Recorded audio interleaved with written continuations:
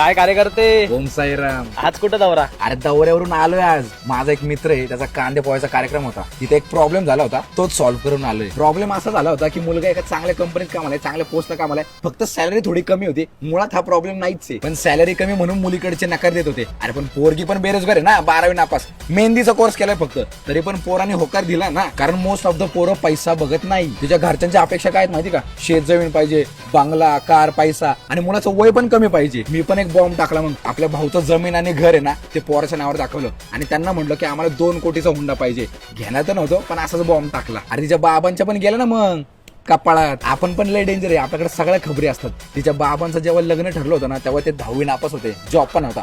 शिवाय बायकोकडनं इस्त्रीचं दुकान टाकायचं म्हणून 4 लाखाचा हुंडा घेतला. आता कुठं 35 वर्षानंतर तो बिझनेस सेटल झालाय. मग तुम्ही पोराकडनं काय अपेक्षा करतात? तो पण होईल की हळूहळू सेटल. मुलींना तुम्हाला सांगतो, वयाच्या 30व्या वर्षी एक मिडल क्लास मुलगा पूर्णपणे सेटल होऊ शकत नाही.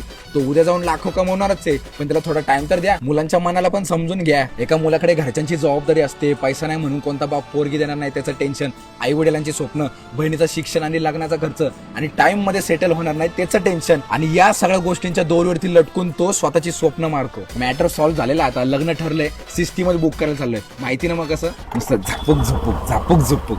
चल येऊ का? ओम साईराम.